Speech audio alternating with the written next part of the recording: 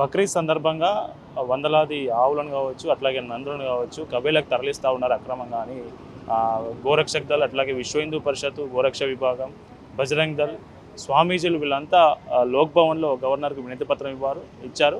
So దీనికి సంబంధించి చర్యలు తీసుకోవాల్సిందిగా రాష్ట్ర ప్రభుత్వాన్ని ఆదేశించాల్సిందిగా వీళ్ళు కోరడం జరిగింది. మాట్లాడదాం వీళ్ళతోని. ఎందుకు గోవులను నందులను రక్షించుకోవాల్సిన అవసరం ఏముంది? వాళ్ళు మీకు అంత ప్రేమ ఉంటే కేంద్రంలో మీదే ప్రభుత్వం ఉంది కదా, మీరు గోవును జాతీయ ప్రాణిగా గుర్తించవచ్చు కదా అని ఒకరిద్దరు ముస్లిం నాయకులు అంటా ఉన్నారు. ఏం చెప్తారు? అది జాతీయ పని ప్రకటించడం అనేది అది సెంట్రల్ గవర్నమెంట్ యొక్క పని. ఇప్పుడు బీజేపీ సంబంధించిన రాష్ట్రాలు ఉన్నాయి. వాళ్ళ బెంగాల్ ఉంది, ఎంత కఠినమైన చట్టం ఉంది. వాళ్ళ మహారాష్ట్ర ఉంది, వాళ్ళు లోకల్ రాష్ట్రపరంగా ప్రకటించారు. ఇక్కడ ప్రకటిస్తే వీళ్ళకేం మూల్యమైంది? వీళ్ళు ఏమంటే ఇక్కడ ఉన్న గవర్నమెంట్ టోటల్గా ఎంఐఎం చేతిలో ఉంది గవర్నమెంట్. ఇప్పుడు చూడండి, ఓడిసిట్లో ఒక పరిపాలన ఉంటుంది, మన మిగతా తెలంగాణలో ఒక పరిపాలన ఉంటుంది. అక్కడ మన అధికారులు వ్యవస్థ ఏం పనిచేయదు.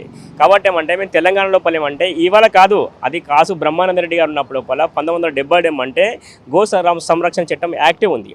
ఆ యాక్టివ్ లోపల ఏమంటే నందులు కానీ, ఎద్దులు కానీ, లేగదూడలు కానీ, ఒంటెలు కానీ, పాలిచ్చేటి, సమాజానికి వ్యక్తులకు పనికొచ్చేటి ఇలాంటి కోయడానికి వీలే అని చెప్పేసి ఆ చట్టంలో ఉంది. ఒక నందిని కొయ్యాలంటే 14 సంవత్సరాలు నిండి ఉండాలి, అది సంసారానికి పనికిరాదు, తర్వాత వ్యవసాయానికి పనికిరాదు అని ఒక గుర్తింపు పొందిన డాక్టర్సే ఆయన సర్టిఫికేట్ ఇస్తే దాన్ని తీసుకుపోయి ఎక్కడైతే గవర్నమెంట్ రిజిస్ట్రేషన్ అయినా స్లాట్ రోజు ఉన్నో దానిలో మాత్రమే కొయ్యాలి. ఇవాళ వెటర్నరీ డాక్టర్ ఏమిస్తుండు? 2 సంవత్సరాలు, 4 సంవత్సరాలు, 5 సంవత్సరాలు రాసిస్తుండు. ఏడికొద్దు సార్ అంటే నాకు తెలియదు, నేను సర్టిఫికేట్ ఇవ్వను కాబట్టి సర్టిఫికేట్ ఇస్తా. ఒక వెహికల్లో 11 వస్తున్నాయి. 11 వస్తే ఏం చేయాలి సార్? మరి ఎందుకు మరి ఇల్లీగల్ యాక్ట్ పెట్టకొచ్చిన మీరు? ఎందుకు అదనపు ట్రాన్స్పోర్ట్ కేసు పెట్టకొచ్చిన అంటే మాకు సంబంధం లేదు, అలా 11 ఉన్నాయా, 8 పంపిస్తాం, ఇంకా 3 వేరే వెహికల్ పంపిస్తాం అని ఈ విధంగా సమాధానం చెప్తుంది గవర్నమెంట్ సంబంధించిన వ్యవస్థ. ఇవాళ పోలీస్ డిపార్ట్మెంట్ అదే సమాధానం చెప్తుంది, వెటరనరీ డిపార్ట్మెంట్ అదే సమాధానం చెప్తుంది. నేను ఏమంటున్నా, మేము చట్టంలో ఏముంది, నందులు కోయడానికి వీల్లేదు, నందులు ఎక్కడ పోతున్నా కూడా చెప్పాలి, అట్లా ఏం లేదు, చెప్పడం లేదు. వాళ్ళు అడుగు వచ్చారు, మేము సంతకం పెట్టి ఇచ్చిస్తున్నామని చెప్పి వెటర్నరీ డాక్టర్ అంటున్నాడు. పోలీసు వాళ్ళకి సర్టిఫికేట్ ఉందా? ఉంది. నువ్వు రోడ్డు పేరానికి నీకేం అవసరం, నువ్వేంది మాట్లాడకంటారు. సపోర్ట్ను మేము పంపిస్తామని చెప్పేసి పంపిస్తారు. అంటే దమ్కిస్తారు పోలీసు అధికారులు. చట్టాన్ని కాపాడాల్సిన అధికారుల వల్ల చట్టాన్ని మన గాలికి వదిలేసామంటే మమ్మల్ని దమ్కిచ్చేసే వల్ల పంపిస్తారు. కాబట్టి మేము ఏమంటామంటే ఎద్దు లేనిది ఆవు లేదు, ఆవు లేనిది ఎద్దు లేదు, ఇవి రెండు కలిసి ఉంటేనే ప్రకృతి ఉంది. ఆ ప్రకృతే ఇవాళ ఆవు. కాబట్టి ప్రకృతిని ఏమంటే ఆవుని ఎందుకు మామూలుగా కాపాడుతామని చెప్పి ఎద్దు గురించి చంపుతున్నారు. ఎద్దుని కాపాడుతుంటేనే ఆవు ఉంటుంది కదా, ఆవు ఉంటేనే వంశం ఉంటుంది కదా అని చెప్పేసి ఎద్దును కోయరాదు, ఆవును కోయరాదు అని మేము డిమాండ్ చేసి మేము రోడ్డుపైకి వస్తున్నాం. కానీ యంత్రాంగం పట్టించుకోవట్లేదు, ప్రభుత్వ యంత్రాంగం పట్టించుకోవాలని చెప్పేసి మేము గవర్నర్కి రావడం జరిగింది. సార్కు విషయం చెప్పడం జరిగింది. సార్కి ఏమంటే ఆ యాక్ట్ ఏముంది దాని వివరాలు తెలుసుకొని నేను మాట్లాడతాను సార్ చెప్పడం జరిగింది.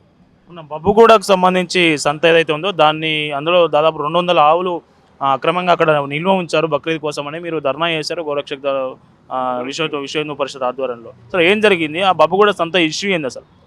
బబ్బుగూడ సంత ఏదో చాలా సంవత్సరాల క్రితం ఏమంటే అక్కడ మొత్తం యాదవ్స్ జీవించేవాళ్ళు.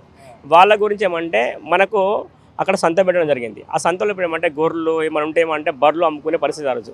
ఇవాళ వ్యవసాయదారుడు ఎక్కడ లేడు హైదరాబాద్ లోపల. ఎర్రగడ్డల వ్యవసాయదారు లేడు, బోరబండల వ్యవసాయదారులు ఎక్కడ వ్యవసాయదారు లేడు. కానీ ఎక్కడికి వెళ్ళి తీసుకొచ్చిన ఏమంటే అక్కడ దళాలు తీసుకొస్తున్నారు, ముస్లిమ్స్ దళాలు మాఫీదారు వాళ్ళు తీసుకొస్తున్నారు, వాళ్ళే అమ్ముతున్నారు అన్నమాట. కాబట్టి ఇవాళ వ్యవసాయానికి సంబంధించిన వ్యక్తులు లేరు, వ్యవసాయం సంబంధించిన విధానం లేదు.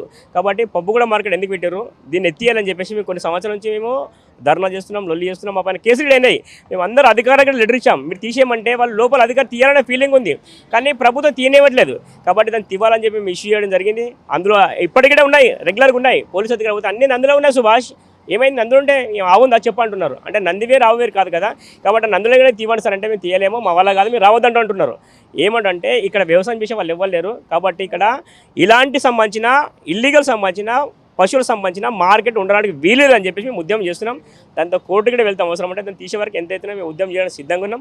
అవసరం అంటే ఎట్లా కాపాడుకోవాలో అట్లా కాపాడుకుంటాం, దాన్ని తొలగించడానికి మేము సిద్ధంగా ఉన్నామని చెప్పి కోరుతున్నాం. సో ఇటీవల మనకు మెహదీపట్నంలో జరిగిన ఒక ఇన్సిడెంట్, ఒక వెహికల్ను గోరక్షక్ దళ్ వాళ్ళు అడ్డుకుంటే వందల సంఖ్యలో అక్కడ చేరి ఒక ముస్లిం నాంపల్లి ఎమ్మెల్యే అక్కడికి వచ్చి అంత హడావుడి సృష్టించిన ఈ ఘటనకు సంబంధించి అసలు ఆ ఘటనలో ఏం జరిగింది, మీరేం చెప్తారు?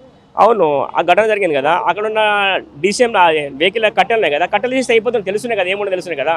వారంతా అడవుడికి ఎమ్మెల్యే ఎందుకు వచ్చాడు, అంతమంది తీసుకుని ఎందుకు రావడం జరిగింది, ఆయన వచ్చి ఎందుకు ఇబ్బంది పెట్టడం జరిగింది, అందులో ఏముంది ఆయన చెప్పాలి కదా. మొత్తం తీసుకుపోయి అయిపోతున్నాయి కదా. ఏదంటే ఈ యొక్క ప్రభుత్వం ఏంటంటే మైనార్టీలకు అనుకూలంగా వివరిస్తుంది. మైనార్టీలు ఏమంటే మేము ఏం చేసినా ఏం కాదని ఒక ఆలోచన వాళ్ళు పనిచేస్తారు కాబట్టి ఇలాంటి ఇబ్బందులు వస్తున్నాయి. మేము చట్టాన్ని కాపాడున్నాం, చట్టాన్ని మీరు కాపాడలేకపోతే మేము బయటకు వస్తున్నాం అంతే. కాబట్టి అక్కడ ఇందులో పైన అమాయక ఇందులో పైన కేసులు పెట్టారు, అటెంప్ట్ మర్డర్ కేసులు పెట్టారు. ఎందుకు పెట్టారు చెప్పండి? ఎవరు మర్డర్ చేసాం, ఎవరు చంపారు చెప్పండి? ఏ ఆలోచన మేము బయటకు అని చెప్పండి? మేము ధర్నా చేసాం, ఇష్యూ బయటకు ఎక్స్పోజ్ చేస్తున్నాం, మీరు అర్థం చేసుకోవాలని చెప్తున్నాము. అర్థం చేసుకోకుండా ఉల్టా మా పైన కేసు పెట్టి మమ్మల్ని బెదిరించి ఎంత సంబంధించమని చెప్పి గవర్నమెంట్ అధికారులు ఆలోచించాలని కోరుతున్నాం.